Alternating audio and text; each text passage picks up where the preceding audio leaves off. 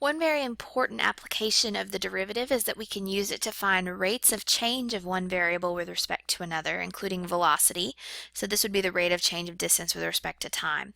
And if we let s of t be a function that represents the the position relative to the origin at time t, then over a period of time delta t, the object is going to change in its position.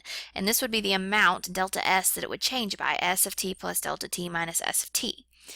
Now, since we know that rate is distance over time, the average velocity is the change in distance divided by the change in time. So average velocity is really straightforward.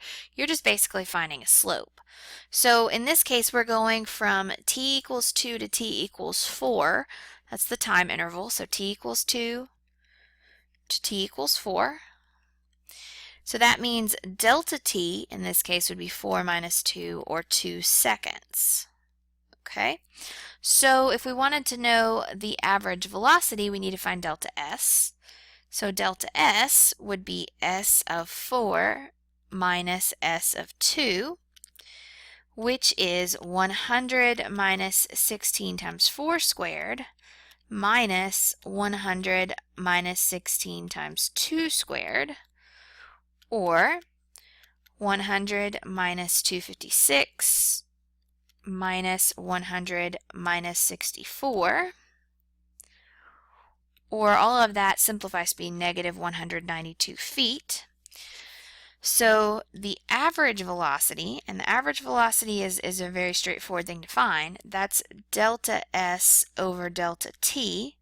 So that's going to be negative 192 over 2, or negative 96 feet per second. So notice that's negative. That's because it's going down. If it was a positive velocity, you would assume that the ball was rising.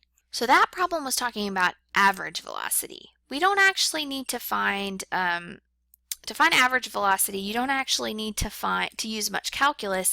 It's pretty straightforward. Now, when we want to use a derivative to find velocity is when we are looking at instantaneous velocity. Okay, so using the function of position of a free-falling object, this is an established formula based on gravity and a couple other things. S of t is negative 49t squared plus v sub 0 t plus s sub 0.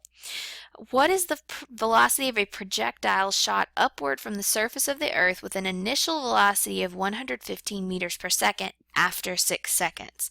So this little phrase right here, this is important. This is what tells me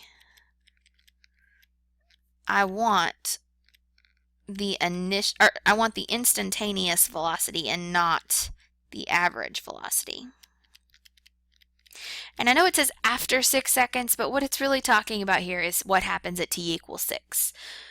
Okay, so the average velocity is over a period of time. Instantaneous velocity is at a specific instant in time. So let's take a look at this formula right here. You've got a lot of variables going on. T is going to be the time in seconds, or whatever. I think it's in seconds for all of these. And so you would want to convert it to that if it's not. That's based on the idea that we use that negative 98 meters per second.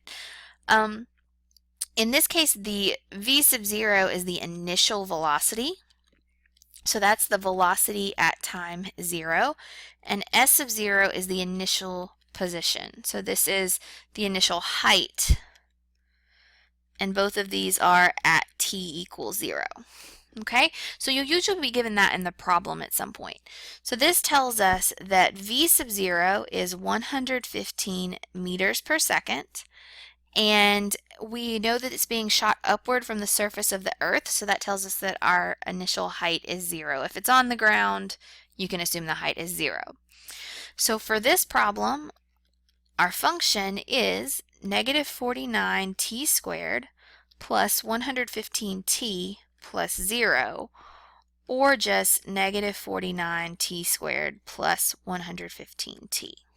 Okay, so we want to find the velocity after t seconds. So v of t, the velocity after t seconds,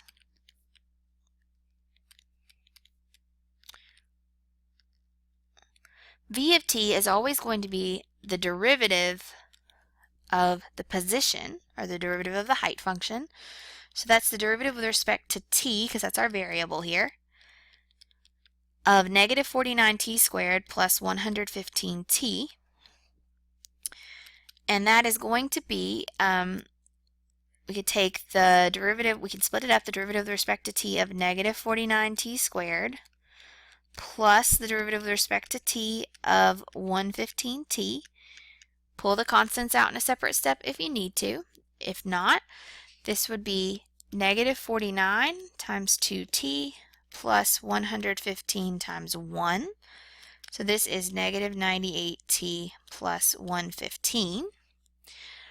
Okay, so the problem asked us for the velocity after 6 seconds. So the velocity after 6 seconds is just going to be plugging in t equals 6.